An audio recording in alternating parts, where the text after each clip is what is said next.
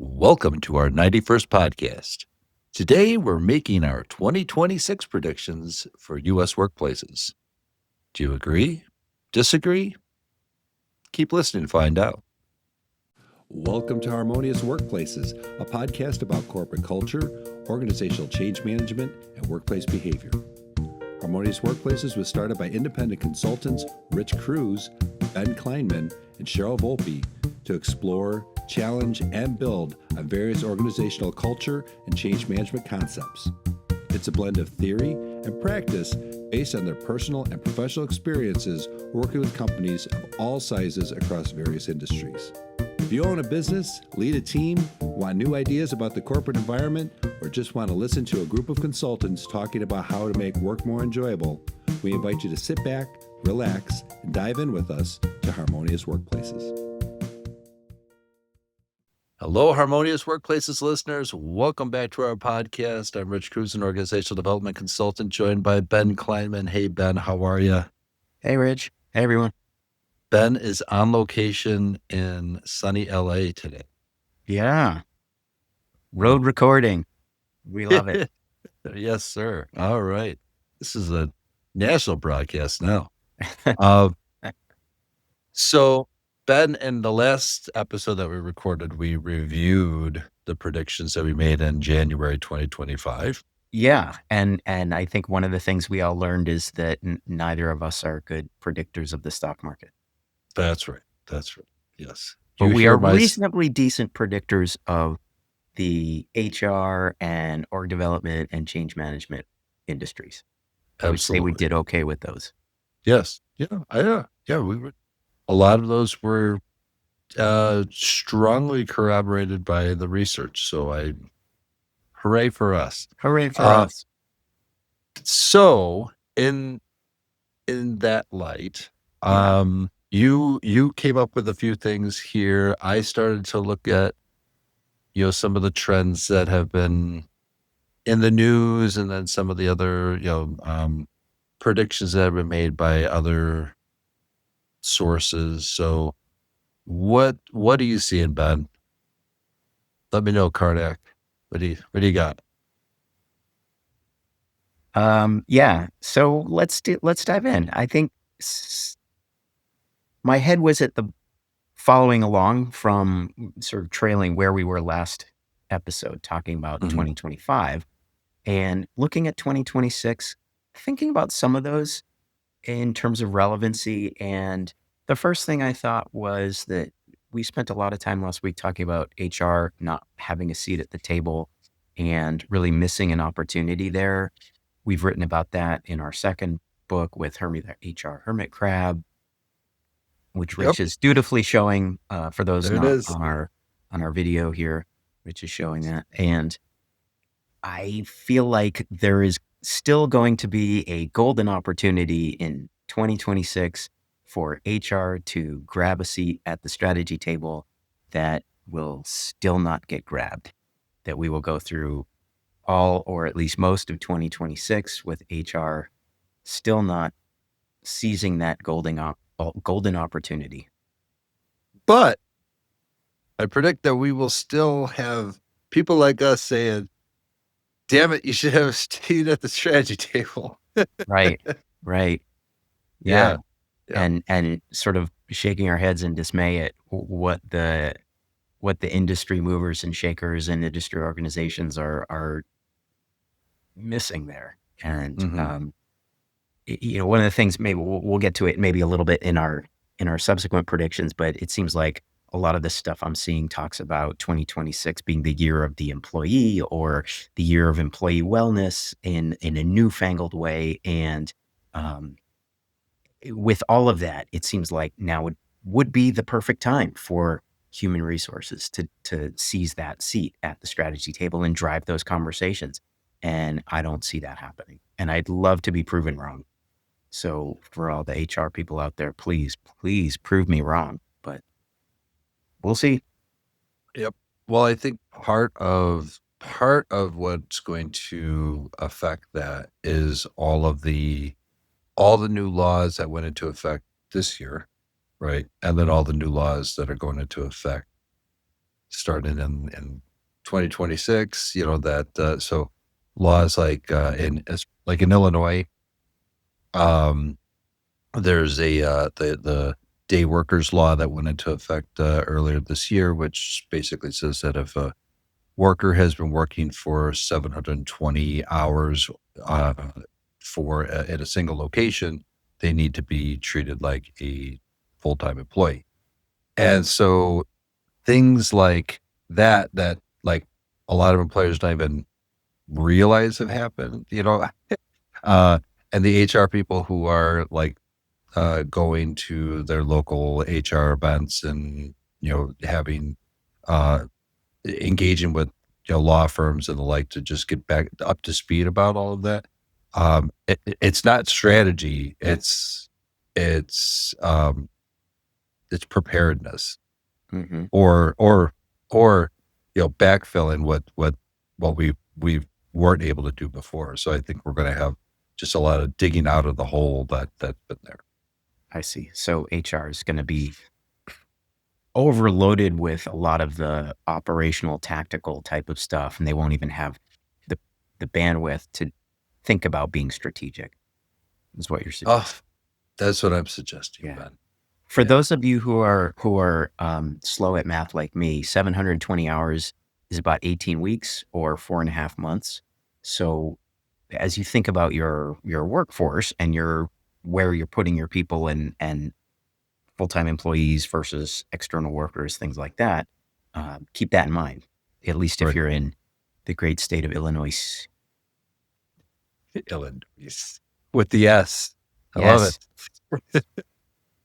All right. What's So another this prediction you is got? yeah. So we were just talking about HR and HR really missing that opportunity to seal a seat at the strategy table, and how we wrote a whole book about that. One prediction I have for 2026 is that we will see Hermie write himself another book, at least Yes. one other book. At And least one other book. I think that one I'm feeling pretty confident about, that Hermie and friends will come back to bookshelves near you. Yes, sir. I totally stand by that. You Hermie will write again, and in a third and equally colorful and about the same size book that we Yeah, had in the last ones. for sure, for sure. Did Yeah. you say Hermie will ride, RIDE, or write? Oh, ride. I said ride. Like I Like don't know. I'm picturing this hermit crab on a horse. Right. This little Hermie with his saddlebags and like maybe a holster and a gun or something, like, and a big Western hat, I love it. I love it. Yeah. roping up all of his gerbils and See, my head went to a Disney Disney not ride. reboot of the Love Bug. Uh, Oh, Herbie, right? But still, yeah, yeah. But there we yep, go. I do like the Stetson hat idea for Hermie, and I think we will see. I'm going to make another prediction, Ben. I Yes, do sir. think that we will see Hermie change his shell design a little more often. Really? Yes, he has been All wearing right. No more that dr- spoilers. that drab uh, shell for quite a while. That Okay. is laziness on the part of the Stay illustrator. tuned to a shell near you. Right on. Yes. Wow. Okay. That's exciting. Cool. Um, getting back to the HR and the strategy and being overwhelmed with tactical. Um, what kind of also led us into that was this idea about 2026 being the year of the employee. Mm. I don't know about you, but I'm not seeing that. I think Mm. that whole 2026 year of the employee is a lot of hot air, and corporations from the HR perspective will talk a lot. At the end of the day, for people on the shop floor, for people working out in the field, or for people just kind of grinding away on their laptops, I don't see that changing. I don't see anything changing significantly for them in terms of benefits, wellness, psychological safety, whatever was in place is going to more or less stay in place. They might get happier sounding emails or more happy sounding emails with brighter colors and things like that, but nothing really is going to change for them at the end of the day. What's your take on that? I fully agree with that. And part of where I'm coming from on that is this from the National Skills Coalition, there there's talks about the budget cuts to the workforce development. That's so it's the Make America Skilled Again programs. And there have been programs that have been around since 2001. We've had the what it was WIA, the Workforce Investment Act. Now it's WIOA. But all of these, and I don't remember what that acronym is. Sorry, folks, but you can look that up. You I say think we it's owe, I'm workforce. I think it's Workforce Investment and Opportunity Act, if I'm not mistaken. But okay. yeah, but we had a budget in 2021 for 5.32 billion in and that program or similar programs. In 2024, that's been reduced to 4.75 billion, and it's being talked about reducing that to 2.96 billion, which is a significant drop. And that indicates that, the government isn't necessarily investing in this. So that with that and the uncertainty of bringing in a prepared workforce in a Mm, skills-based economy. Yeah, Ben, I don't know. That's that one. that's a head scratcher. For That's a head those scratcher. for those who are reference checking, Workforce Innovation and Opportunity Act, WIOA. Innovation. Okay. I'm sorry, Thank you. Workforce Innovation and Opportunity Act, WIOA. Yeah, and that is not the same as OEO from Disney's Wizard of Oz. Oh my goodness. Yes. But that The would be a the great act. Winkies. If I ever get into sponsoring bills for Congress, I'm going to have to figure out a way to name the bill the OEO bill. The yeah. The Winky March, right? There you go. There you go. Right That's probably on. a good time for us to take a Like it. break, Yeah. Yeah. and Right come on. back in a minute. Okay. I like it. We'll be right back. At Harmonious Workplaces, we believe work should provide purpose, satisfaction, and growth. We empower people to thrive by fostering environments where individuals can find meaning in their work and organizations can succeed through thoughtful, well-executed strategies. We're committed to making work better for the people who do it and the leaders who guide them. To discover how Harmonious Workplaces can impact your organization, visit www.harmoniousworkplaces.com and book a free 30-minute information session with one of our consultants today. Again, that's www.harmoniousworkplaces.com. And we're back. All right, Ben. So Okay, let's keep Wizard of going. Oz, we've covered that. What else do you have on your radar for Yeah. predictions for 2026? So we've talked a fair bit about human resources and the sort of people side of organizations.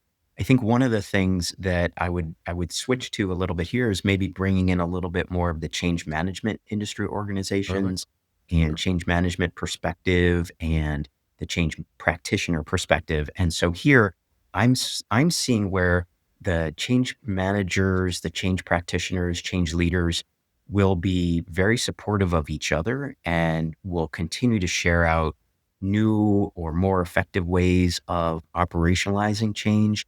And last time on our show, we talked about how the impact of AI was just immensely productive for a lot of change practitioners in terms of being able to do more and getting a little bit more help from technology to be better at making change happen.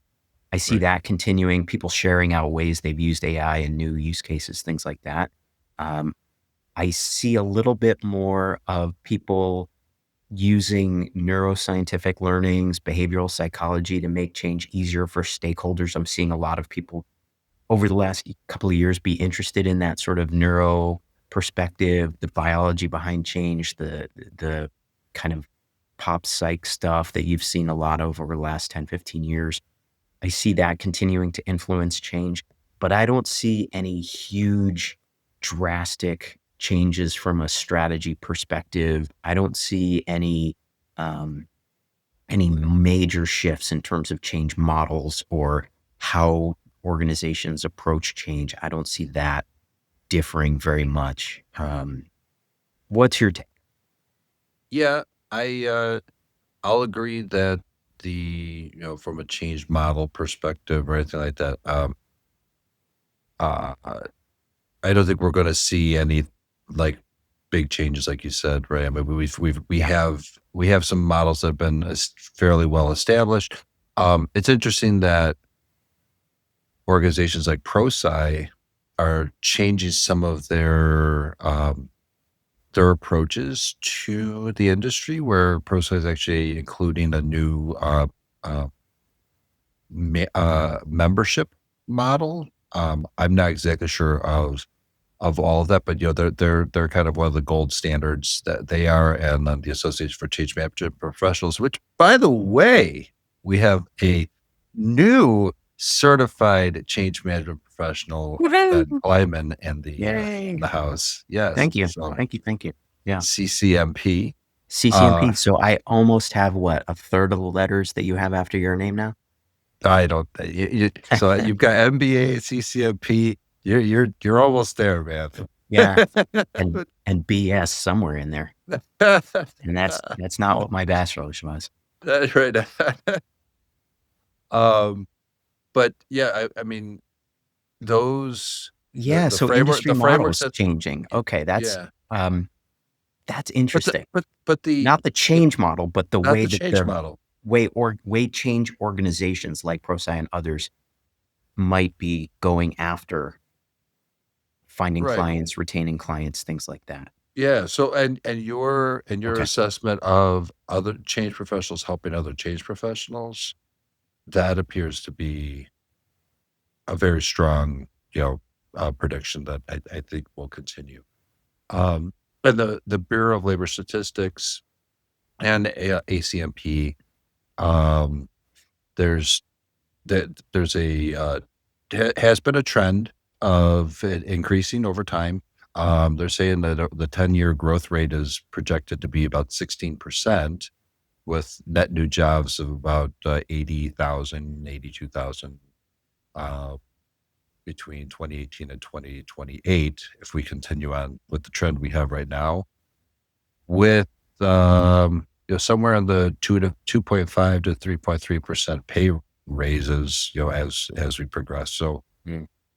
the the the need for change management is accelerating, and at a decent clip, you know. Um, Yeah.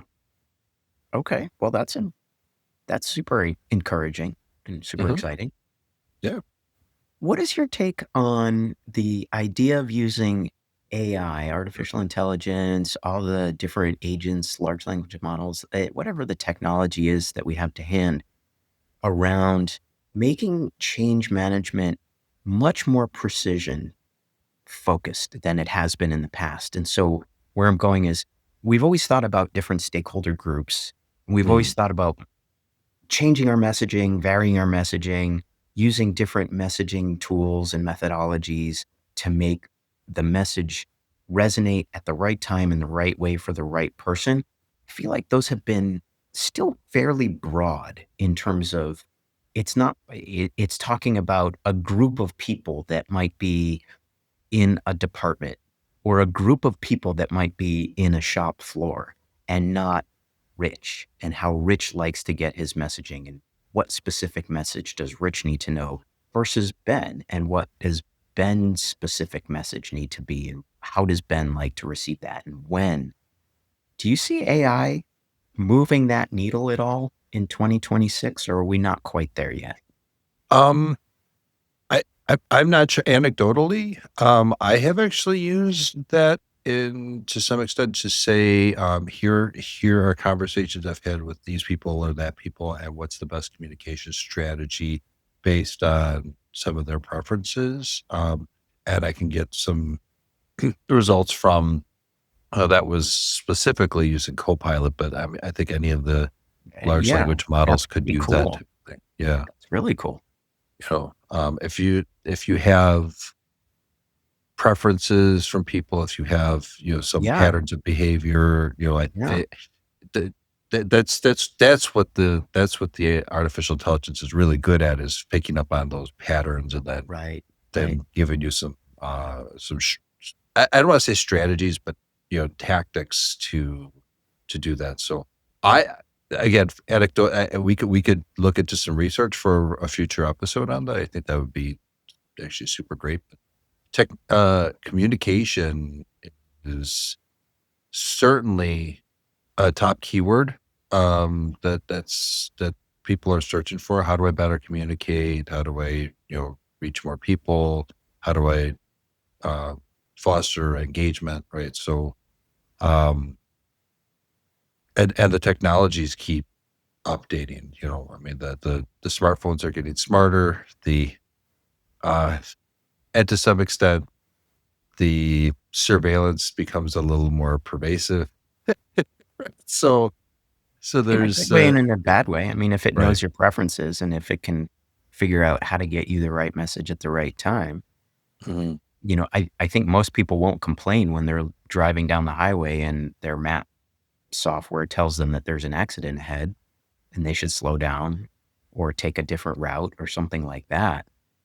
So there's, pros and cons of the Yep, robot overlords knowing everything about you. that's right. Although, look, it's a little unnerving when, like, let's just say I'm using, my iPad to track a workout, right? And I say I'm counting at reps, and I say the number 3. Well, Siri thinks I'm calling Siri, and so Siri apparently is listening to me all the time, Wow. like, And so and does I say, Siri come back and say, yeah, you got it, Rich. you right?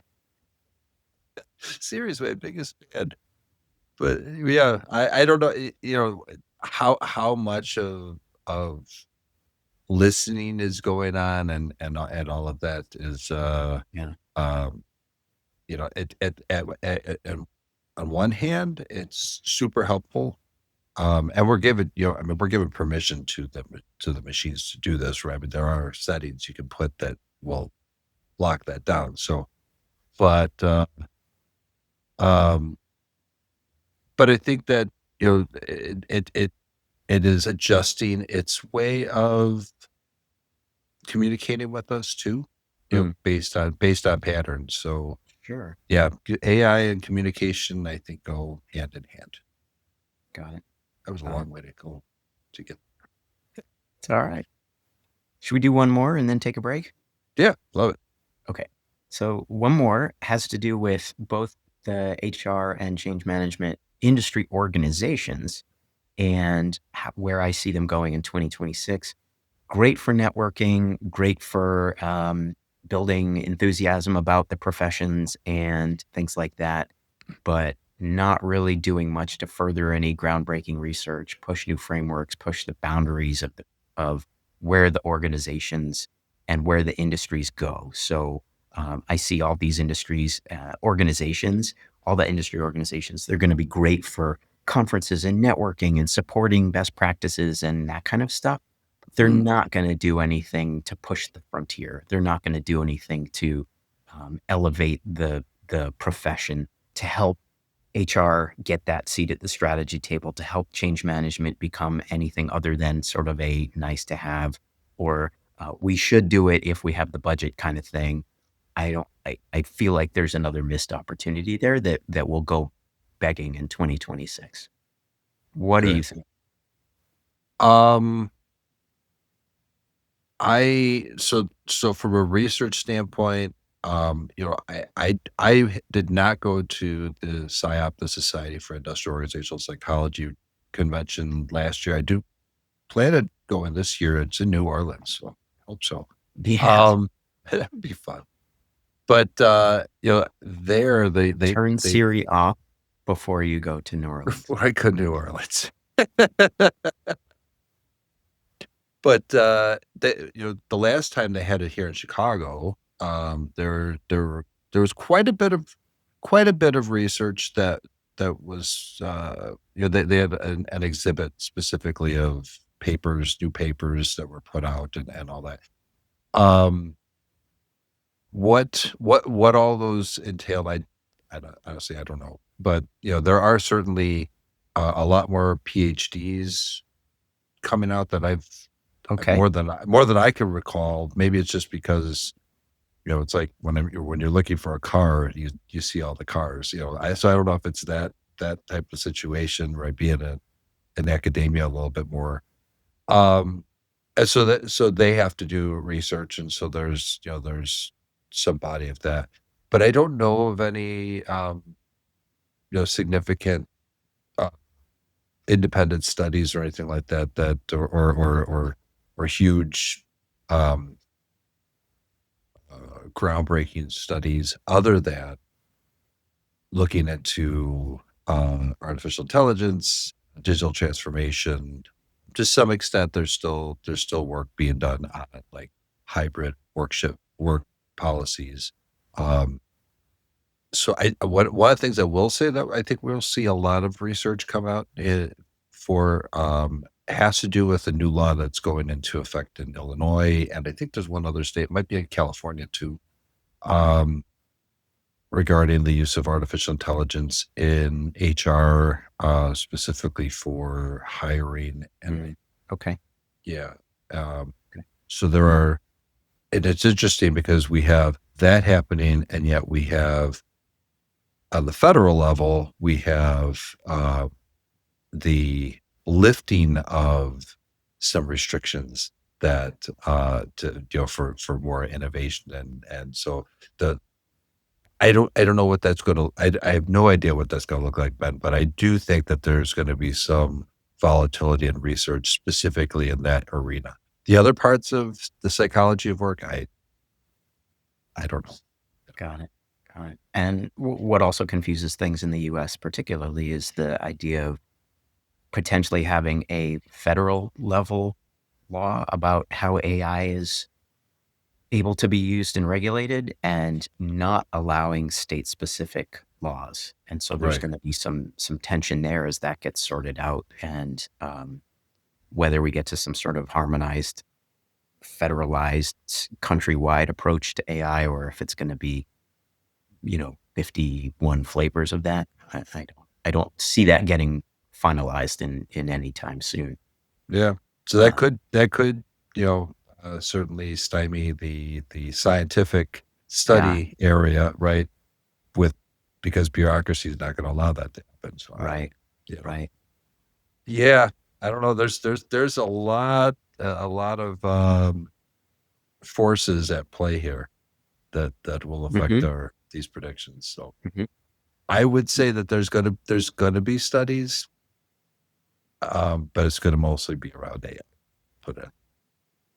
Let's do this. Let's come take a break and let's come back and finish up our thoughts around predictions and specifically this idea of using research, academic research around AI, how AI is impacting the workplace, how AI is impacting how we work with each other and with AI, and how AI and AI will work together, and all of that.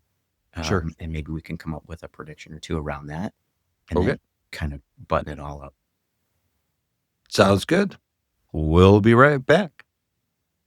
In a world where leadership needs clarity and action, and HR gets left out of the loop, one hermit crab steps in to save the day, only to be shut down by management.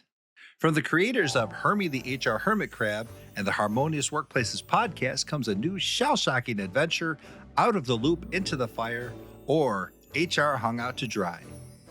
This book blends workplace satire with evidence based lessons, reminding leaders that culture, trust, and people strategy don't exist as extras. They form the foundation of lasting success. Whether you work as an HR professional, a leader, or just someone who has survived a few too many staff meetings, Hermes stories will make you laugh, think, and maybe even change the way you see your workplace. Purchase Hermie the HR Hermit Crab, Out of the Loop, Into the Fire, or HR Hung Out to Dry, now available on Amazon and Ingram Spark. Shop now at harmoniousworkplaces.com/Hermie HR Crab. That's harmoniousworkplaces.com/Hermie HR Crab. Huh, they changed your Fred. And we're back. All right, Ben, we're coming to the last segment of our journey for looking into the crystal ball here. Mm-hmm. Mm-hmm. So where do you want to take this now? Yeah, you were just going down an interesting path where we were talking about how we didn't see industry organizations furthering the frontier of either HR or change management, that the industry organizations will be great for networking, but not really great for pushing the boundaries or pushing the direction of where HR could go or where change management could go. And I think we both agreed on that. Mm-hmm. The interesting thing that I was thinking we could dive into for just a minute would be this idea of whether it's academic research or industry organizations pushing the research or some combination of both, this idea of how we will be studying a lot more about how AI is used in the workplace and how people and AI will work together, how managers will now have to be AI agent managers, or how AI will manage other AI. And, do we have an AI HR and a human HR or that kind of thing? I think that will certainly not get sorted out in 2026, but I think there will be, like you were suggesting, I agree that there will be a lot more research on how AI is impacting the workplace, how AI is impacting how people show up at work, how work gets done, how things certainly will become more efficient in some ways, but also how AI will be um, a topic of research in so many different ways. I don't see that changing a lot of stuff, and there'll be a lot of great learnings, but I don't see that changing a lot of stuff in 2026. I think that will all take a year or so to kind of get researched, percolate out, have people kind of digest it, and then formulate ways to adapt their workplaces. I see that adaption phase more in 2027. Does that sound about right? Does that track with what you were thinking when you were So you're talking suggesting about this? am I getting it that you are predicting that organizations are going to do their own experiments basically with implementing artificial intelligence and then not really make policy changes until they have some track record of performance? Is that where you're going with that? Um, I was thinking it's a good line of thought, actually. I was thinking more along the lines of academic research, industry organization sponsored research into how AI impacts how people show up at work, how AI impacts how work gets done. Beyond just AI, we all know AI can make anyone's job more efficient. We know Sure. AI can make eh, things happen a little faster. But I Right. think where we'll see some of that newer research is, does AI enable people to actually elevate themselves into those more strategic type of roles like we thought it would if it's taking away the routine work? Or do people just have more time to hang out at the water cooler and make better friends with people at work?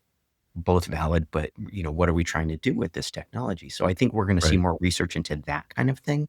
I think we'll see more research into, we have all these AI agents now being able to do things. As Right. companies start exploring and experimenting with them, how do we orchestrate that from a human perspective? Do we have managers overseeing AI agents in the same way that they oversee people that work under them in their teams?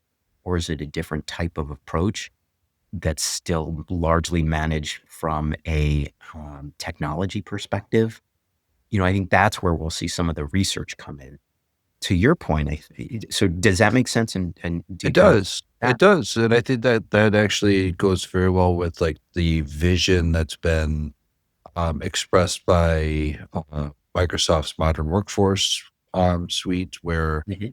Mhm. it's the use of agentic AI, right? Agent based AI that's trained on specific functions or a suite of functions, or even to work with other agents, right?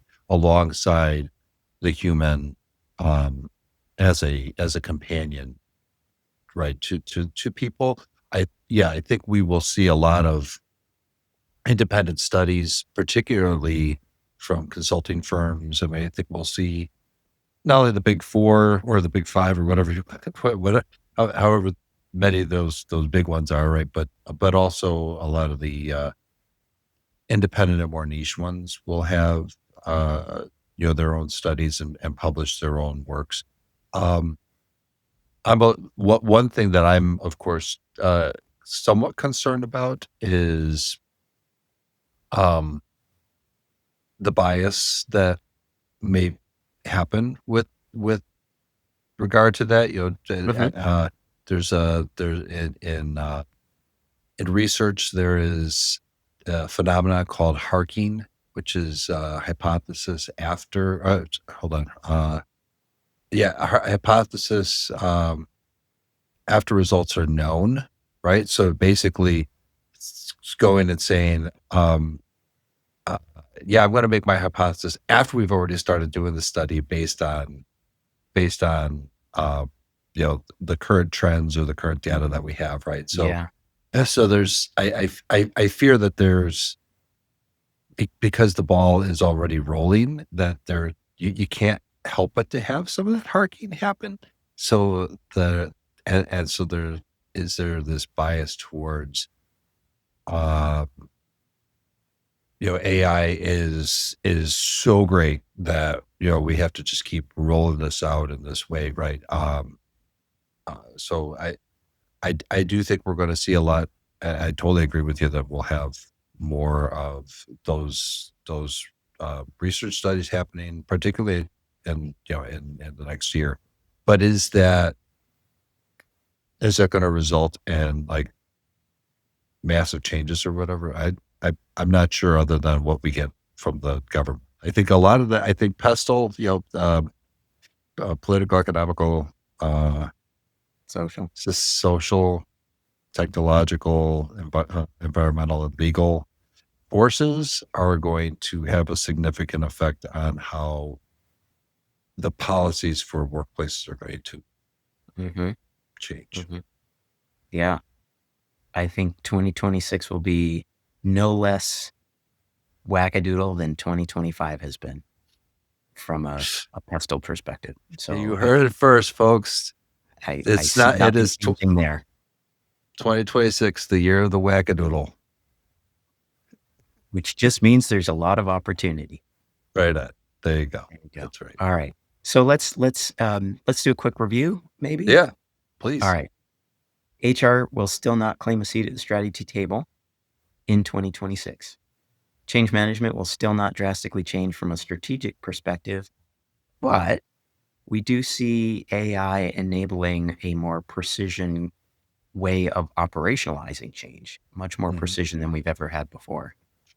We also suggested that many of the bigger change companies will shift from a engagement model to a subscription model or some sort of other type of continuous revenue model like that. So instead of one-offs, it's a subscription model there. But the community aspect is, I think, going to continue to. It's interesting, Ben. I think the community aspect is going to grow, but I think it's going to morph. And part of the problem that organizations like associations have, just to add some color to this, just thinking about it, Yeah. is the associations are looking at non-dues revenue, because it's hard to keep people engaged in those associations because they can do it on their own. Right? We have Well, we have so many ways of cultivating I think yeah, and groups, a lot of it will depend on, to your point, what value does the organization bring? And Yeah. if people are finding the value and the price point matching, then that's going to keep that organization going. If Sure. the organizations are not proving their value, or if they're charging too much relative to people, what their expectations of value are, that's going to be not so good for the organization longer term. Sure. Yeah, for sure.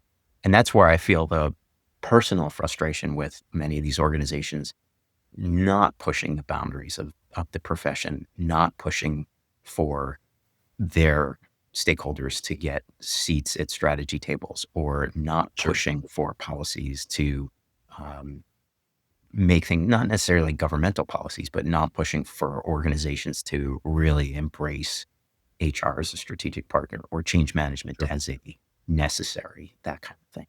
Right on. So that's just a personal perspective there. We do, what else are we talking about?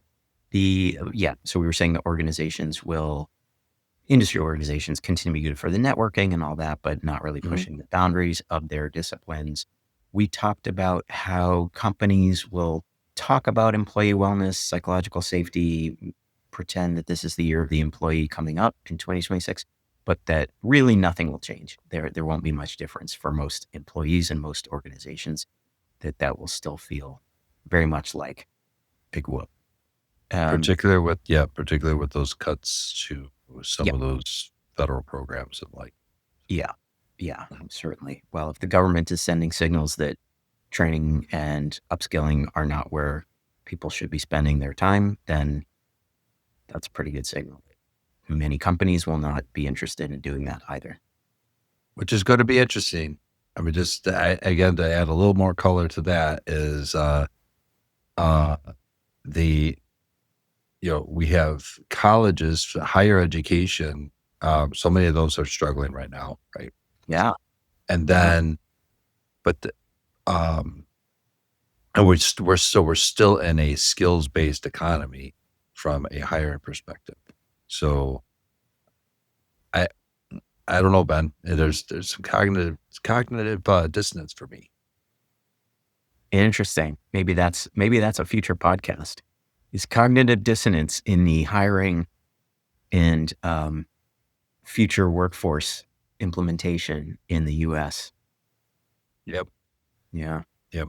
So another prediction we had was that change practitioners will continue to be very supportive of each other. And I imagine the same would be true for HR practitioners in terms of sharing best practices, tips, how AI is really Yep. hitting them on the ground, and ways to use AI to, full potential type stuff.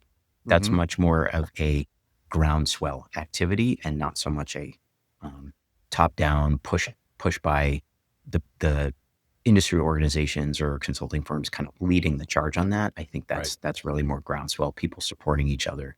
And if 2026 is not the year of the employee, maybe it's the year of the coworker. Okay. Maybe we say it that way. And I you heard like it it. here first. Right on. The You're the other couple more that we had predicted, change practitioners. We just talked about that. So last one we had was that. Sorry, two more. I'm going on. I'm going over here. Change practitioners will continue to take advantage of neuroscience, and will continue to take advantage of psychological learnings, behavioral psychology, and AI, like we were just talking about, to make mhm. operationalizing change better, easier, louder, faster, funnier for everyone involved. And then the last thing we said was that Hermie will release at least one more book and maybe change his shell more often. There you go. Yep. And I fully support that one. Of all of these, that's the one we can assure you of. All right, there you have it. Right on. Okay. Cool. Well, Well, thanks. thanks. Yeah, thanks, Ben. This is great. And folks, we'd love to hear your predictions. So leave us a Yeah. comment in on the Let us know blog, on what YouTube. we got right, what we got wrong from a predictive Absolutely. perspective, what we missed from a predictive perspective. For Yeah. sure. Yep. And you will find us on social media. You'll find us on the streaming services, on YouTube, wherever you find us. Let us know. Put your comments. You can also, of course, go to harmoniousworkplaces.com. Um, and drop us a line there. All right. Cool. Well, Ben, you want to take us out today? Oh, I think you should. Oh, I should. Okay. Well, It's your folks. magical moment. All right. Well, let's see what 2026 brings for us. And until we meet again, make change a friend.